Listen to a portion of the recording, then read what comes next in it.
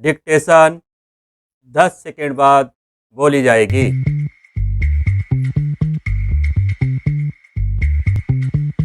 5 second. Ready, start. अध्यक्ष महोदय, नई तालीम में मेरी रुचि उसी दिन से रही है जिस दिन प्रातः स्मरणीय पूज्य महात्मा गांधी जी ने इस विषय पर विचार करने के लिए पहल एक सम्मेलन वर्धा में किया था, जिसमें देश के कुछ शिक्षा शास्त्री और राष्ट्रीय शिक्षा से संबंध रखने वाले कार्यकर्ता आमंत्रित थे। उस दिन से इस पद्धति की जिस प्रकार से जांच और प्रगति हुई है, मेरा उससे कुछ न कुछ संबंध रहा है और इसलिए मुझे इस बात की प्रसन्नता है कि आपने आज मुझे शिक्षा संबंधी विचारों को व्यक्त करने का अवसर दिया। यद्यपि मैं जानता हूं कि ऐसा करने में बहुत अंश में पुनरावृत्ति करूंगा और हो सकता है मेरे मत से दूसरों का, विशेषकर शिक्षा शास्त्रियों का मत न मिले। इसके अतिरिक्त विचारणीय बात यह भी है कि शिक्षा के संबंध में केंद्रीय और राज्यों की सरकारें आज जो नीति बरत रही हैं, उसका मेरे मत के साथ कहाँ तक मेल होता है और मेरे मत में अथवा उस नीति में परिवर्तन कहाँ तक आवश्यक दिखता है। इसलिए मैं आशा करता हूं कि मैं आज जो कुछ कहूंगा वह व्यक्तिगत विचार के रूप में ही समझा और देखा जाएगा और उस पर आज निर्भीकता पूर्वक और निर्लिप्त रूप से भली भांति विचार करेंगे। यह एक मानी हुई बात है कि जो पद्धति आज तक प्राथमिक वर्ग से लेकर विश्वविद्यालयों की उच्चतम कक्षा तक प्रचलित है, वह वही पद्धति है जिसको ब्रिटिश सरकार ने इस देश में चलाया था और स्वराज्य प्राप्ति के बाद भी अभी तक उसमें कहीं कोई मौलिक परिवर्तन नहीं हुआ है।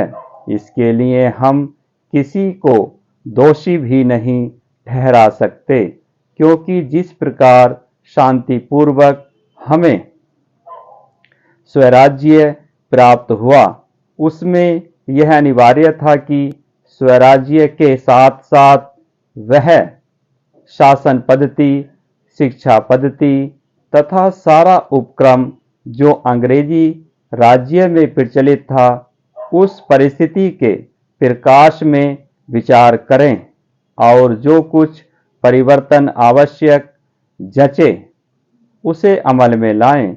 इसमें संदेह नहीं कि अंग्रेजों ने जो शिक्षा पद्धति आरंभ की, वह विशेषकर अपने राज को आसानी से और सुविधा के साथ चलाने के लिए जारी की थी। उसके साथ साथ उनके दिल और दिमाग में भी यह विचारधारा काम कर रही थी कि यहाँ की संस्कृति और साहित्य में कोई ऐसी चीज नहीं है जिसको वे अपनी संस्कृति, साहित्य इत्यादि की उपेक्षा अधिक अच्छा समझें अथवा जिनको वे बनाए रखना उचित समझें। धीरे धीरे उनकी विचारधारा में थोड़ा बहुत परिवर्तन भी हुआ, पर मूल रूप से नहीं। और इसी बीच यूरोप में विज्ञान की जो प्रगति हुई, वह इस देश में उनकी भाषा के द्वारा ही प्रसारित हो सकती थी। इन सब का परिणाम यह हुआ कि शासन की सुविधा और अपनी भाषा तथा संस्कृति के प्रति श्रद्धा के कारण उन्होंने इस पद्धति को जारी रखा और इसको अधिकाधिक प्रोत्साहन दिया गया।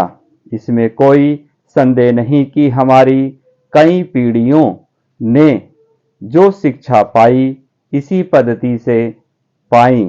अध्यक्ष महोदय, कुछ लोगों का विचार है कि हमारी अपनी भाषा ही ऐसी भाषा हो सकती है जो केवल शिक्षालयों के लिए ही नहीं बल्कि प्रत्येक व्यक्ति के लिए शिक्षा का माध्यम बन सकती है, और जब तक उसको माध्यम बनाने की ओर ध्यान नहीं दिया जाएगा तब तक शिक्षा इने गिने लोगों की ही वस्तु रहेगी और जनसमूह के जीवन तक नहीं पहुंच सकेगी। दूसरी विचारधारा यह है कि आज के विज्ञान युग में हम इस देश को यूरोपीय विचारधारा से अलग नहीं रख सकते और न इसका अलग रहना वांछनीय है, और इसलिए कम से कम उच्च शिक्षा अंग्रेजी के माध्यम द्वारा ही दी जानी चाहिए। यदि ऐसा नहीं किया जाएगा तो हम जीवन की दौड़ में और देशों की तुलना में पीछे रह जाएंगे और प्रगति नहीं कर सकेंगे। यह बात केवल शिक्षा के माध्यम के संबंध में ही नहीं बल्कि विचार करके देखा जाए तो बहुत गहरी है और सारी पद्धति के संबंध में है। इससे स्पष्ट हो जाता है कि देश में शिक्षा प्राप्त करने की इच्छा बहुत अधिक है, जो अब शहरों तक ही सीमित न रहकर ग्रामीण जनता में भी दिख रही है। पर उसका एक फल यह भी देखने में आ रहा है कि इतने लोग इन संस्थाओं से उत्तीर्ण होकर अपने को एक प्रकार से बेकार पा रहे हैं।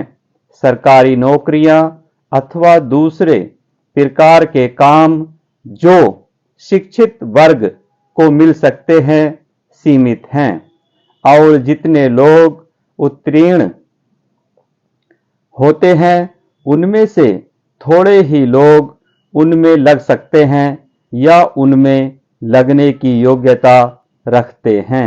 अधिकांश विद्यार्थी अब वह काम नहीं कर सकते जो उनके पिता और दूसरे पूर्वज लोग किया करते थे।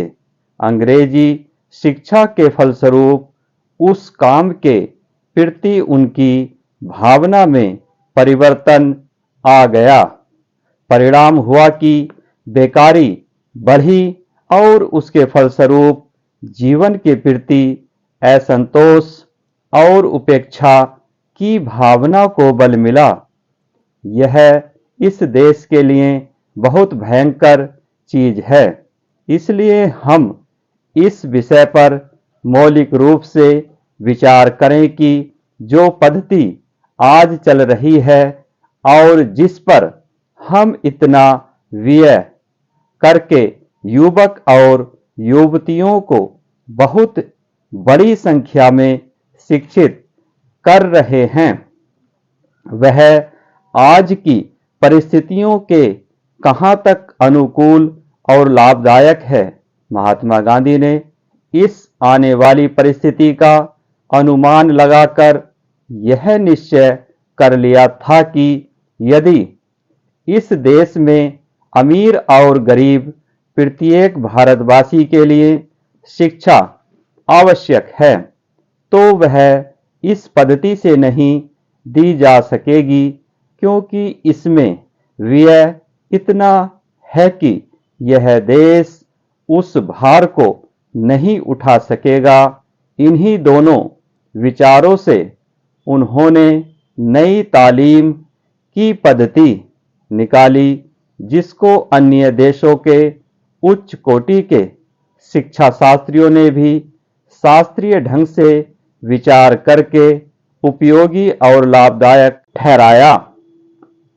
महात्मा जी के विचार से जहां तक मैं उसको समझा सकता हूं, इस पद्धति में अपने दो मौलिक तथ्य थे।